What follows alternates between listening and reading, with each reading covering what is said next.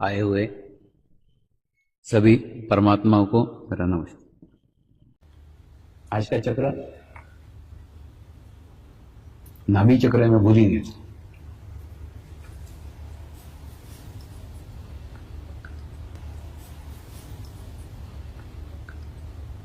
नाभि चक्र का संबंध आपके सेटिस्फेक्शन से, आपकी तृप्ति से, आपके समाधान से।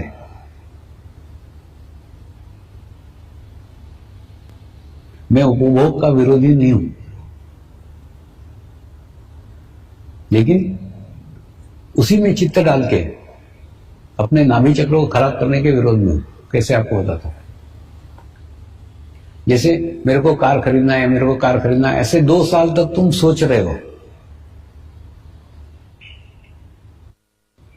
लेकिन कार नहीं ले पा रहे हो, तो उससे क्या होगा? तुम्हारे अंदर एक अतृप्ति निर्माण हो जाएगी, और 2 साल में अतृप्ति निर्माण होने के बाद में अतृप्ति का स्वभाव बन जाएगा। 2 साल बाद तुम मारुति कार खरीद भी लोगे तो भी तुमको लगेगा नहीं, ये तो छोटी है, फिर और बड़ी होना चाहिए। बड़ी भी लोगे और बड़ी होना चाहिए, और बड़ी होना चाहिए।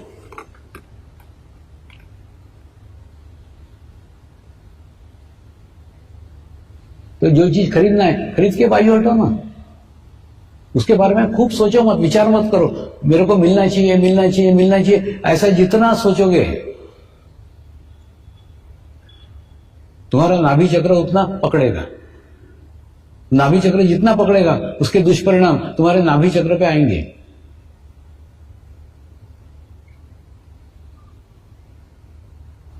नाभि चक्र का संबंध पति पत्नी के रिलेशंस के साथ भी है।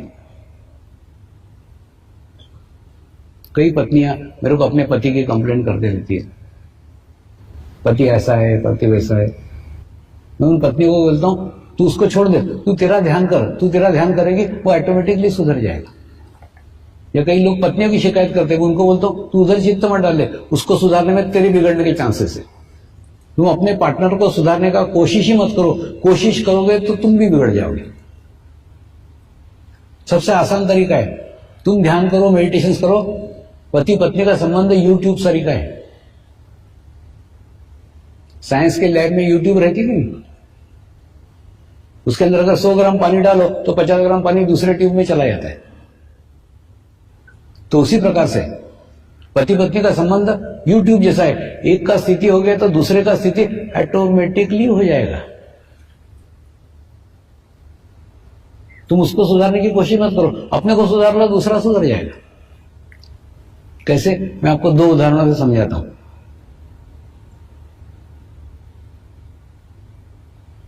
एक टेलर था, उस टेलर की दुकान पे मैं कपड़े सिलवाने के लिए जाता था। ये पहले की बात है ना, अभी तो लोग लाके देते, जो कपड़े देते वो पहन लेता हूं, अभी नहीं, पहले की बात। अभी तो सब कुछ भी नहीं है मेरा, लोग जो लाके देते वो पहन लेते। तो वो दुकान पे जाता था, तो वहां पे उसकी स्त्री भी खड़ी रहती थी, उससे भी नमस्कार चमत्कार होता था। और उसके बाद में एक दिन वो सेंटर पे आई और आकर के रोने लग गई। मैंने बोला क्या हो गया? तो बोली, मैंने बोला तेरा पति तो कितना सज्जन है, एकदम सभ्य आदमी लगता है मेरे को। तो बोले स्वामी जी वो दिन में सज्जन है, रात में दुर्जन है। मैंने बोला क्या हो गया? अच्छा बोला था। बोले नहीं, रात को दारू पी करके आता है और घर में खूब धिंगाना करता है, ये फोड़ डाल, वो फोड़ डाल, वो तोड़ डाल, वो मारपीट करता मेरे साथ। तो क्या करूं? ये मेरी समस्या है। मैंने उसको कर, एक काम कर, तू नियमित ध्यान करना चालू कर दे, नियमित मेडिटेशन करना चालू कर दे, तेरी प्रॉब्लम दूर हो जाएगी। तो बोले मैं ध्यान करूंगी, पति की शराब छूट जाएगी। मैंने क्या, बिल्कुल स्टैम्प पेपर पे लिख के देता हूं, मेरे को छूट जाएगी।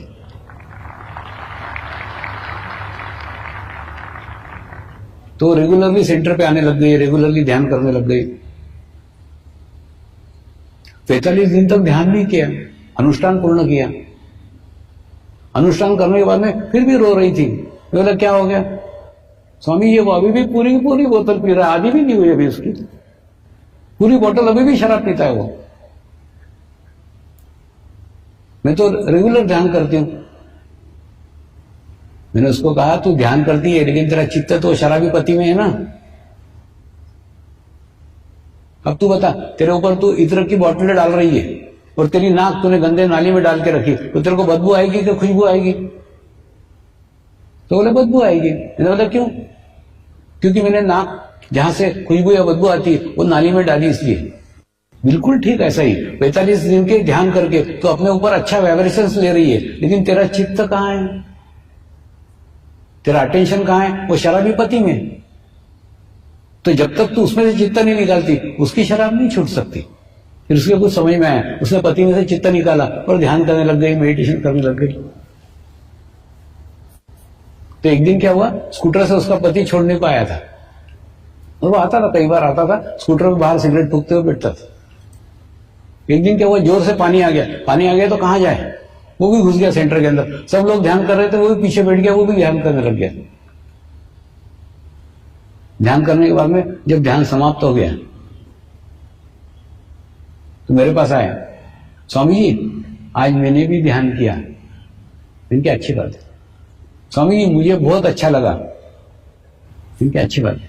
स्वामी जी मैं भी ध्यान करना चाहता हूं। इनके करना, किसने रोका है? स्वामी जी मैं रात को दारू पीता हूं। इनके रात को दारू पिया कर, सवेरे ध्यान किया कर। तो बोले चलेगा? मिलके दौड़ेगा। इनके आगे आए मेरे चक्कर में। तो उसके बाद में दूसरे दिन से वो सुबह ध्यान करने आने लग गया, ध्यान करने आने लग गया। और बाद में धीरे धीरे वो शराब पीता था ना तो उल्टी हो जाती थी। एक बार हो गई, 2 बार हो गई, 3 बार हो गई। और कभी शराब पीने बैठता था तो ग्लास के अंदर स्वामी जी नजर आते थे। दुकान देखता, दुकान बंद मिलती थी। ऐसे उसके अलग अलग कारण से उसकी शराब छूट गई। वो बोला शायद मेरे को आजकल हजम नहीं होती, पीता हूं तो उल्टी हो जाती है। क्या होता मालूम? जो आपका नाभि चक्र विकसित हो जाता है ना, कोई भी विजातीय तत्व जो शरीर के लिए उचित नहीं है, तुम लोगे तो वो बाहर फेंक देगा, आपको उल्टी करा देगा। तो उसका नाभि चक्र जैसे विकसित हो गया, उसने वो ये कर दिया, उसकी शराब पूर्णतः छूट गई। माने पत्नी ने ध्यान किया तो पति की शराब छूट गई। पत्नी ने पति को सुधारने का कोशिश नहीं किया, खुद अपनी स्थिति अच्छी की तो उसकी स्थिति ऑटोमेटिकली बदल गई। उसको बदलने की आवश्यकता ही नहीं है। बदमाश पति होते ऐसे नहीं, बदमाश पत्नियां भी होती है। एक चीफ इंजीनियर मुझे मिलने को आते थे और वो आकर के अपनी शिकायत करते थे, स्वामी जी मेरे पत्नी के जासूस लगे हुए मेरे ऑफिस में। मैंने बोला क्यों? बोले एक आधी मैडम मेरे कैबिन में आकर के थोड़ी देर बैठ गई ना, तुरंत मेरे घर पे पता चल जाता है कि फलानी फलानी मैडम इतने मिनट तक उनके ऑफिस में थी। घर में पत्नी मेरे को पिटती है। और जिस दिन कोई स्त्री आकर के मेरे कैबिन में बैठ गई कि मैं डरते डरते घर पे आता हूं कि आज पिटाई तो होने ही वाली है। तो मैं ऐसे स्त्री से तंग आ गया हूं, इतनी शंकालु पत्नी है, मैं इसको छोड़ देना चाहता हूं। तो मैंने भी थोड़ी सहानुभूति उसको बताई। मैंने कहा ऐसी पत्नियों को तो छोड़ ही देना चाहिए, लेकिन एक काम करना छोड़ने के पहले तो एक काम कर, अब रेगुलरली उस पत्नी में से चित्त निकाल और 45 दिन ध्यान कर। 45 दिन का अनुष्ठान कर। 45 दिन के अंदर मनुष्य के अंदर सेल का परिवर्तन हो जाता है, चेंज आ जाता है। तेरे में भी आएगा। तो उसने 45 दिन ध्यान किया, मेडिटेशन किया, फिर मेरे को मिलने के लिए आया। मैंने पूछा क्या क्या प्रोग्रेस है, क्या प्रगति है? आजकल सिर्फ गालियां देती। मैंने पहले पिटती थी, आजकल प्रोग्रेस है, सिर्फ गालियां देती, आजकल कुछ नहीं करती। लेकिन जब हमने वो स्थान छोड़ा, वो जगह छोड़ी, तो उसकी पत्नी भी मिलने को आई थी, स्वामी जी मैं भी ध्यान सीखना चाहती हूँ, मैं भी मेडिटेशन सीखना चाहती हूँ। तो इसलिए अपने पार्टनर को सुधारने का कोशिश मत करो, कोशिश में तुम्हारे बिगड़ने के पूरे पूरे आसार है। अगर अपने पार्टनर को सुधारना चाहते हो तो उसमें से चित्त निकालो और अपना स्थिति इतना अच्छा करो, इतना अच्छा करो कि ऑटोमेटिकली उसका स्थिति भी अच्छा हो जाए।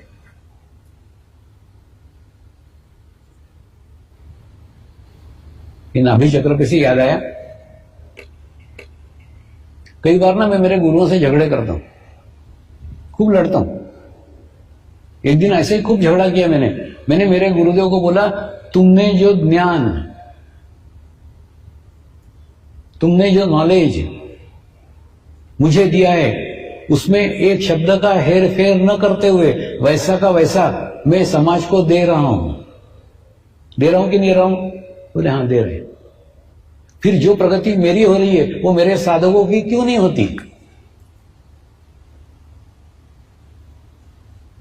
या तो मैं बराबर नहीं दे रहा हूं तो वो मुझे बताओ कि मेरी गलती हो रही है, और अगर मैं बराबर दे रहा हूं मेरी गलती नहीं है तो फिर वो बताओ कि मेरे साधकों की प्रगति क्यों नहीं हो रही है? मेरे साधकों की वैसी प्रगति चाहिए जैसी मेरी हुई है।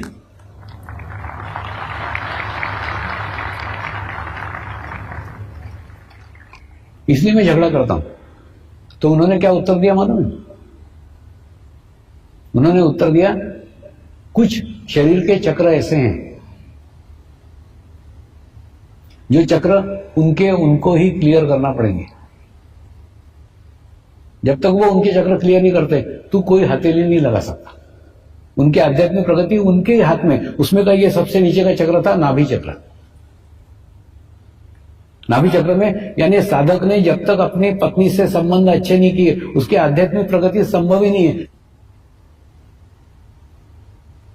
पत्नी ने भी जब तक अपने पति के साथ रिलेशन अच्छे नहीं किए उसकी आध्यात्मिक प्रगति संभव ही नहीं है। नाभि चक्र एकदम स्ट्रांग है, तुम्हारे आंतरिक संबंध आपस में है।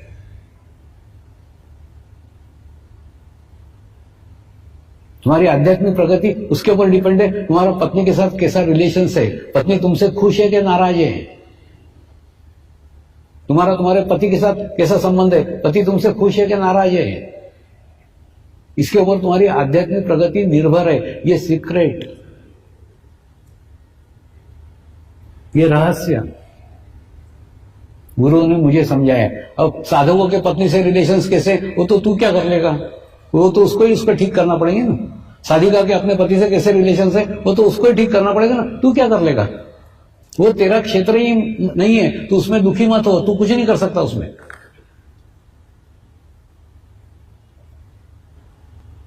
ऐसे ही दूसरा एक चक्र उन्होंने बताया, हृदय चक्र। हृदय चक्र संबंध तुम्हारे मां और तुम्हारे बाप से। तुम्हारे माँ बाप तुमसे कितना खुश है, तुमसे कितना प्रसन्न है, उसके ऊपर तुम्हारी आध्यात्मिक प्रगति निर्भर करती है। आध्यात्मिक प्रोग्रेस निर्भर करती है। तुम्हारे माँ बाप तुमसे खुश है या नहीं है? अगर जीवित है तो उनको खुश करने का प्रयत्न करो, प्रसन्न करने का प्रयत्न करो, और नहीं है तो उनके लिए प्रार्थना करो, उनके लिए प्रेयर करो। जो कुछ तुमसे गलतियां हुई तुम्हारे जीवन काल में उसके लिए क्षमा मांगो, माफी मांगो। माँ बाप परमात्मा का रूप होते हैं, वो आपके सभी गलतियों को क्षमा करने में सक्षम है। माँ बाप से तुम्हारे कैसे रिलेशन से उसके ऊपर तुम्हारा हृदय चक्र निर्भर करता है। हृदय चक्र पकड़ेगा। और दूसरा, ये कहानी किससे नहीं है, ये मेरे जीवन के जीवंत अनुभव है। जब मैं इस मार्ग में आया ना तो वो हादसे को समझ करके मेरी मां चल बसी, लेकिन मेरे पिताजी से मेरे रिलेशंस अच्छे नहीं थे। अच्छे नहीं थे मतलब ये मार्ग में आया वो उनको पसंद नहीं था। पहले उन्होंने समझाया, बाद में गालियां दी। तो उसके बाद में जब मैं कोई जंगली लोगों को सिखाता था तो बोलते थे, अंधों में काना राजा, वो जंगली लोगों को कुछ आता जाता नहीं है तो कुछ तो भी बड़बड़ करता है, वो तेरी सुनते बैठते। उसके बाद में फिर मैं लंदन जाने लग गया, फ्रांस जाने लग गया, जर्मनी जाने लग गया। फिर धीरे धीरे ये सब देख करके उनके अंदर बदलाव आया, उनके अंदर चेंज आया। वो बोले, तेरे ही अंदर कुछ तो भी है, जितने सारे देश तेरे को बुलाते हैं, लेकिन मेरे समझ में वो नहीं आ रहा है तेरे अंदर क्या है।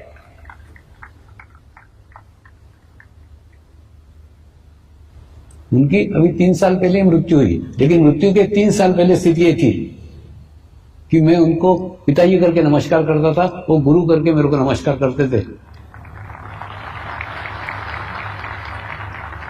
मैंने जो बाप जीवन भर विरोधी रहा हो,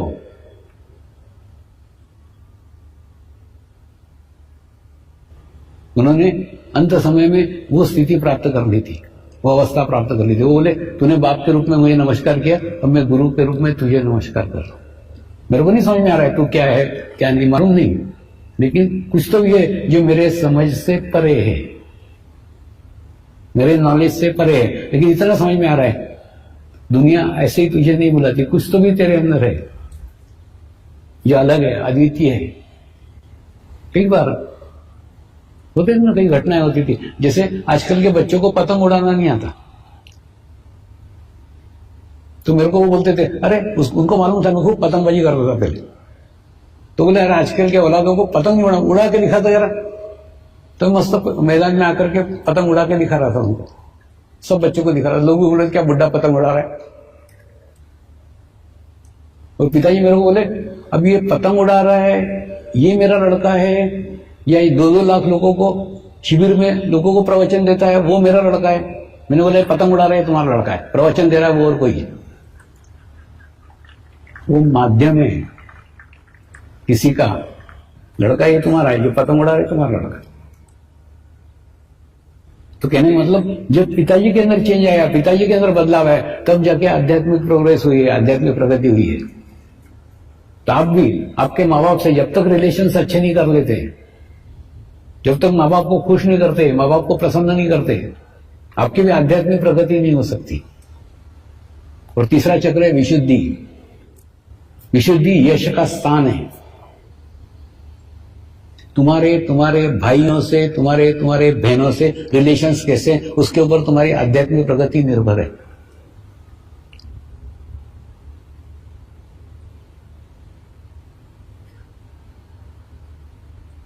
अब ये साधकों को ही ठीक करना पड़ेगा ना।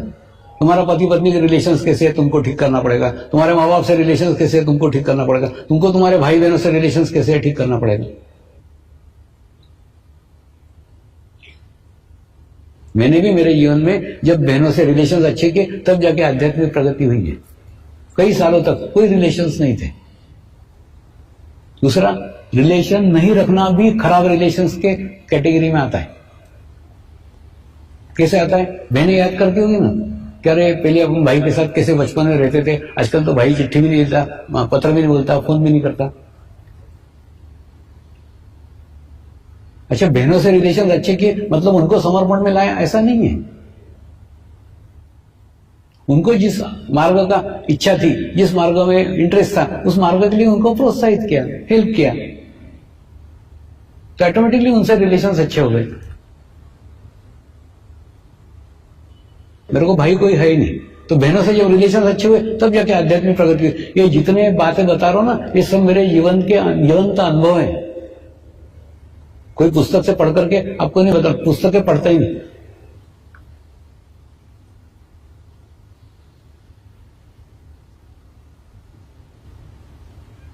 तो मेरे गुरु ने कहा, साधक ये अपने रिलेशन जब तक अच्छे नहीं कर सकते तब तक तू कुछ नहीं कर सकता। तू क्या कर सकता है उसमें? हाँ, तू उनको सिर्फ बता कि ये तुम्हारे संबंध अच्छे करो तो तुम्हारी आध्यात्मिक प्रगति होगी। मैंने दूसरे दिन गुरु पूर्णिमा बता दिया सबको।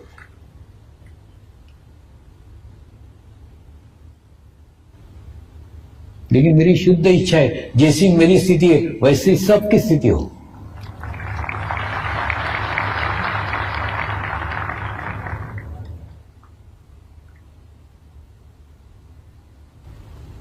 लेकिन ये प्रयास तुमको तुम्हारे ही करना होंगे।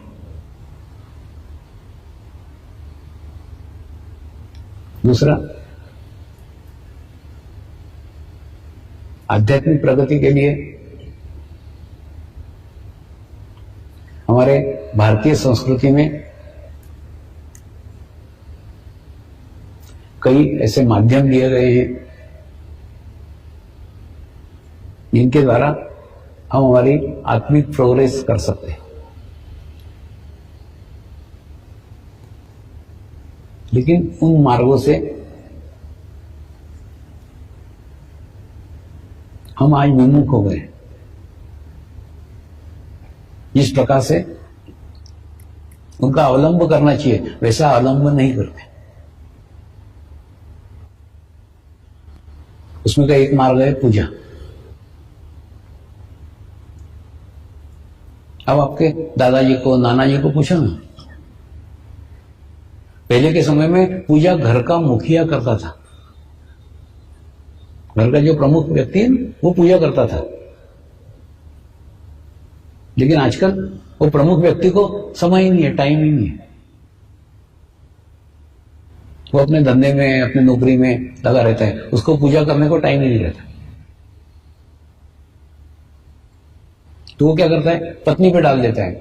पत्नी भी आजकल नौकरियां करने वाली है, उनको भी टाइम नहीं रहता है। वो क्या करती है, अपने कॉलेज जाने वाली लड़की के ऊपर डाल देती है, तू कर। कॉलेज जाने वाली लड़की को भी टाइम नहीं रहता, उसको बहुत दूर कॉलेज रहता है, वो अपने और छोटे जो 10वीं में भाई है उसके ऊपर डाल देती है कि तू पूजा कर।